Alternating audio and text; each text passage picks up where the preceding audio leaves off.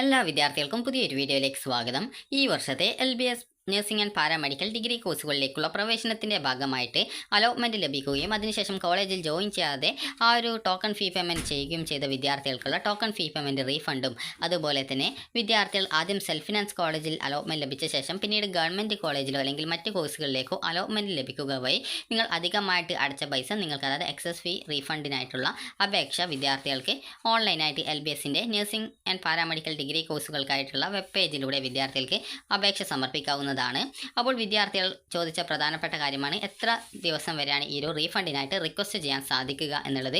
റീഫണ്ടിനായിട്ട് request ചെയ്യുന്നത് ഈ ഒരു 3 മാസം വരെയാണ്. അതായത് ഈ ഒരു റീഫണ്ടിനായിട്ടുള്ള റിക്വസ്റ്റിൻ്റെ അപേക്ഷ വന്നിട്ടുണ്ടായിരുന്നത് ഏകദേശം കഴിഞ്ഞ ആഴ്ചയായിരുന്നു. അപ്പോൾ ആ ഒരു ആഴ്ച മുതൽ ഏകദേശം 3 മാസം വരെ ആണ് ഈ ഒരു റീഫണ്ടിനായിട്ടുള്ള റിക്വസ്റ്റ് പ്രോസസ്സ് ചെയ്യുക. ഈ ഒരു 3 മാസത്തിന് ശേഷം, അതായത് റീഫണ്ട് റിക്വസ്റ്റിനായിട്ടുള്ള ഈ ഒരു അപേക്ഷ ഇപ്പോൾ വന്ന ശേഷം 3 മാസത്തിന് ശേഷം വരുന്ന യാതൊരുവിധ റീഫണ്ട് അപേക്ഷകളും പിന്നീട് കൺസിഡർ ചെയ്യുന്നത് അല്ല എന്നുള്ളത് പ്രത്യേകം സൂചിപ്പിച്ചിട്ടുണ്ട്. അതുപോലെ തന്നെ ഇവിടെ നൽകിയിട്ടുണ്ട് as mentioned in prospectus close 12.4.2 request എന്ന് പറഞ്ഞുകൊണ്ട് കൊടുത്തിട്ടുണ്ട്. അതായത് പ്രോസ്പെക്ടസ് ക്ലോസ് 12.42 ഈ ഒരു നിബന്ധനകൾ, അതായത് ആർക്കൊക്കെയാണ് റീഫണ്ടിന് അർഹത ഉണ്ടായിരിക്കുക എന്നുള്ളത് സംബന്ധിച്ചുള്ള ആ ഒരു നിബന്ധനകൾ നൽകിയിട്ടുണ്ട്. അപ്പോൾ വിദ്യാർത്ഥികൾ എങ്ങനെയാണ് ഈ റീഫണ്ടിനായിട്ടുള്ള റിക്വസ്റ്റ് നൽകേണ്ടത് എന്നുള്ള കാര്യം നമുക്ക് ആദ്യം നോക്കാം.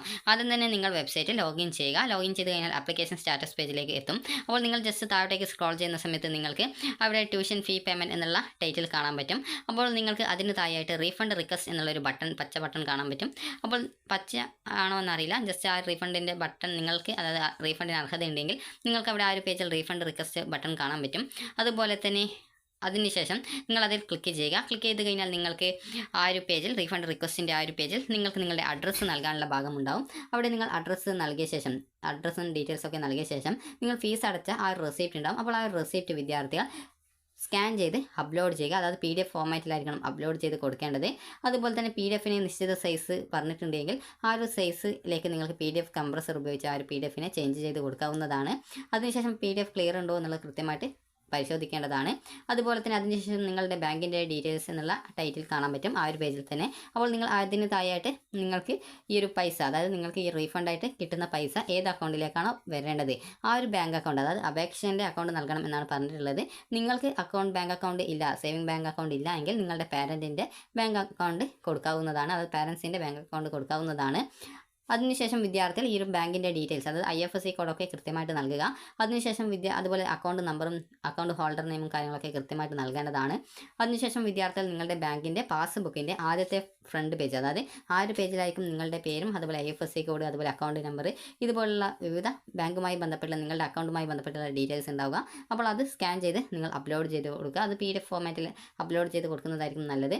അതിനുശേഷം നിങ്ങൾക്ക് റീഫണ്ട് സ്റ്റാറ്റസ് നിങ്ങൾക്ക് വെബ്സൈറ്റിൽ ഓൺലൈനായിട്ട് അറിയാൻ സാധിക്കുന്നതായിരിക്കും. അതിനുശേഷം നിങ്ങൾക്ക് ഏകദേശം ഒരു 3 മാസത്തിനുള്ളിൽ തന്നെ നിങ്ങളുടെ ആ ഒരു പൈസ റീഫണ്ടായിട്ട് നിങ്ങളുടെ അക്കൗണ്ടിലേക്ക് വരുന്നതാണ്. നമുക്ക് ഈ ഒരു ക്ലോസ് 12.4.2 പ്രകാരം എന്താണ് പ്രോസ്പെക്ടസിൽ പറഞ്ഞിട്ടുള്ളത് എന്നുള്ള കാര്യം നമുക്ക് നോക്കാം. അപ്പോൾ റീഫണ്ടിൻ്റെ ആ ഒരു റിക്വസ്റ്റും കാര്യങ്ങളൊക്കെ ഈ ഒരു 12.4.2 നൽകിയിട്ടുണ്ട്. റീഫണ്ട് ഓഫ് ഫീസ് എന്ന് പറഞ്ഞുകൊണ്ട് കൊടുത്തിട്ടുണ്ട്. അതായത് ഈ ഒരു അഡ്മിഷൻ ക്ലോസ് ചെയ്യുന്ന ഡേറ്റിനുള്ളിൽ വിദ്യാർത്ഥികൾ നിങ്ങളുടെ അഡ്മിഷൻ ക്യാൻസൽ ചെയ്തിട്ടുണ്ടെങ്കിൽ അങ്ങനെയുള്ള വിദ്യാർത്ഥികൾക്കാണ് റീഫണ്ടിനായിട്ടുള്ള ഈ ഒരു എലിജിബിലിറ്റി ഉണ്ടാവുക. അതുപോലെ തന്നെ ടോക്കൺ ഫീ പേയ്മെൻറ്റ് ചെയ്ത ശേഷം ജോയിൻ ചെയ്യാതിരുന്ന വിദ്യാർത്ഥികൾക്കും ആ ഒരു അഡ്മിഷൻ ക്യാൻസലേഷൻ ചെയ്ത വിദ്യാർത്ഥികളുടെ വിഭാഗത്തിലാണ് വരിക. അപ്പോൾ അവർക്കും റീഫണ്ടിനായിട്ടുള്ള അർഹത ഉണ്ടാവും. അതുപോലെ തന്നെ refund of fee is also admissible to the candidate, അതായത് നിങ്ങൾക്ക് ഈ ഒരു പ്രവേശന പരീക്ഷാ കമ്മീഷനുടെ എൻട്രൻസ് എക്സാം വഴി, അതായത് പ്രവേശന പരീക്ഷാ കമ്മീഷനുടെ, അതായത് കേരള പ്രവേശന പരീക്ഷാ കമ്മീഷനുടെ അലോട്ട്മെൻറ്റ് വഴി നിങ്ങൾക്ക് ഈ ഒരു LBSൽ അലോട്ട്മെൻറ്റ് കിട്ടിയ ശേഷം പിന്നീട് ആ ഒരു സ്കീം വഴി നിങ്ങൾക്ക് അലോട്ട്മെൻറ്റ് കിട്ടിയിട്ടുണ്ടെങ്കിൽ അങ്ങനെയുള്ള വിദ്യാർത്ഥികൾക്കും ഈ ഒരു റീഫണ്ടിനുള്ള റിക്വസ്റ്റ് നൽകാൻ സാധിക്കും, അതായത് റീഫണ്ടിന് അർഹത ഉണ്ടാകും. അതുപോലെ തന്നെ റീഫണ്ട് റിക്വസ്റ്റിന് വിദ്യാർത്ഥികൾ അലോട്ട്മെൻറ്റ് മെമ്മോയുടെ ഒരു കോപ്പിയും അതുപോലെ തന്നെ ഫീസിൻ്റെ റെസിപ്റ്റ് നിങ്ങൾ സബ്മിറ്റ് ചെയ്യണം എന്നാണ് പറഞ്ഞിട്ടുള്ളത്. അതുപോലെ തന്നെ ഇത് ഓൺലൈനായിട്ടാണ് ഈ ഒരു അപേക്ഷ നൽകേണ്ടതായിട്ടുള്ളത്. അതുപോലെ തന്നെ ഇവിടെ നൽകിയിട്ടുണ്ട് request for refund will not be considered after the period, അതായത് ഈ ഒരു റിക്വസ്റ്റ് വന്നിട്ട് ഏകദേശം 3 മാസത്തിനുള്ളിൽ തന്നെ, അതായത് റിക്വസ്റ്റ് കഴിഞ്ഞ ആഴ്ചയാണ് വന്നിട്ടുണ്ടായിരുന്നത്. അതുകൊണ്ട് തന്നെ ഈ ഒരു കഴിഞ്ഞ ആഴ്ച മുതൽ ഏകദേശം 3 മാസത്തിനുള്ളിൽ തന്നെ നിങ്ങളുടെ ഈ ഒരു റീഫണ്ട് റിക്വസ്റ്റ് നൽകേണ്ടതായിട്ടുണ്ട്. അതുപോലെ നൽകുന്ന ഡീറ്റെയിൽസും കൃത്യമായിട്ട് നൽകുക. അപ്പോൾ വിദ്യാർത്ഥികൾ റീഫണ്ടിനായിട്ട് റിക്വസ്റ്റ് ചെയ്യുന്ന സമയത്ത് വിദ്യാർത്ഥികൾ ഒരു റീസൺ ചോദിക്കും. അപ്പോൾ നിങ്ങൾ റീസൺ ആയിട്ട് നൽകേണ്ടത്, അതായത് നിങ്ങൾ നിലവിൽ ഏതെങ്കിലും സെൽഫ് ഫിനാൻസ് കോളേജിൽ അലോട്ട്മെൻറ്റ്, അതായത് നേരത്തെ സെൽഫ് ഫിനാൻഷ്യൽ കോളേജിൽ കിട്ടുകയും അതിനുശേഷം വിദ്യാർത്ഥികൾക്ക് പിന്നീട് ഗവൺമെൻറ് കോളേജിലേക്ക് മറ്റൊരു കോഴ്സിലേക്ക് കിട്ടുകയോ അല്ലെങ്കിൽ നിങ്ങൾക്ക് സെൽഫ് ഫിനാൻസിൽ തന്നെ വേറെ ഏതെങ്കിലും കോഴ്സിൽ കിട്ടുകയോ ചെയ്യുകയും അത് കാരണം നിങ്ങൾക്ക് എക്സ്ട്രാ ആയിട്ട് നിങ്ങൾ പൈസ ടോക്കൺ ഫീ ഇനത്തിലായിട്ട് അടച്ചിട്ടുണ്ടെങ്കിൽ ആ ഒരു പൈസ റീഫണ്ട് കിട്ടാനായിട്ടുള്ള റീസൺ എന്ന് പറയുന്നത് എക്സസ് ഫീ എന്നുള്ളതാണ്. അതായത് അധികമായിട്ട് അടച്ച പൈസ എന്നുള്ളതാണ് റീഫണ്ടിനായിട്ടുള്ള റീസണായിട്ട് കൊടുക്കേണ്ടത്. അതുപോലെ തന്നെ നിങ്ങൾ ഈ ഒരു കോളേജിൽ ജോയിൻ ചെയ്തിട്ടില്ല എങ്കിൽ ഒന്നുകിൽ നോട്ട് ജോയിൻഡ് എന്നോ അല്ലെങ്കിൽ അഡ്മിഷൻ ക്യാൻസൽ അഡ്മിഷൻ എന്നോ നിങ്ങൾക്ക് റീസണായിട്ട് കൊടുക്കാവുന്നതാണ്. അതുപോലെ തന്നെ റീഫണ്ട് കിട്ടാതിരിക്കാനുള്ള ആ ഒരു റീസൺ കാര്യങ്ങളൊക്കെ ഇവിടെ കൊടുത്തിട്ടുണ്ട്. അപ്പോൾ നിങ്ങൾ കൃത്യമായിട്ട് ഈ ഒരു പ്രോസ്പെക്ടസ് പരിശോധിച്ച് കഴിഞ്ഞാൽ നിങ്ങൾക്ക് ആ ഒരു റീഫണ്ട് കിട്ടാനുള്ള ആ ഒരു എലിജിബിലിറ്റിയും അതുപോലെ തന്നെ റീഫണ്ട് കിട്ടാതിരിക്കാനുള്ള കാരണവും കാര്യങ്ങളൊക്കെ നിങ്ങൾക്ക് അറിയാൻ സാധിക്കും.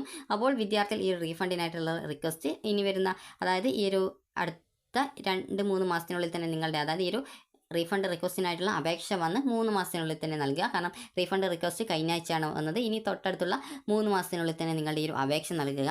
3 മാസം കഴിഞ്ഞ് കഴിഞ്ഞാൽ പിന്നീട് നിങ്ങളുടെ റീഫണ്ട് റിക്വസ്റ്റിനായിട്ടുള്ള അപേക്ഷ യാതൊരു കാരണവശാലും പരിഗണിക്കുന്നതല്ല. അപ്പോൾ വിദ്യാർത്ഥികൾക്ക് ഈ ഒരു വീഡിയോ ഉപകാരപ്രദമായിട്ടുണ്ടെന്ന് കരുതുന്നു. അതുപോലെ തന്നെ കോളേജിൽ ജോയിൻ ചെയ്ത വിദ്യാർത്ഥികൾ കോളേജിൽ പോവാതിരിക്കുകയാണെങ്കിൽ ആ റീഫണ്ട് കിട്ടുമോ എന്ന് ചോദിച്ചിട്ടുണ്ടായിരുന്നു. അപ്പോൾ അങ്ങനെയുള്ള വിദ്യാർത്ഥികൾക്ക് റീഫണ്ട് കിട്ടാനുള്ള സാധ്യത കുറവാണ്.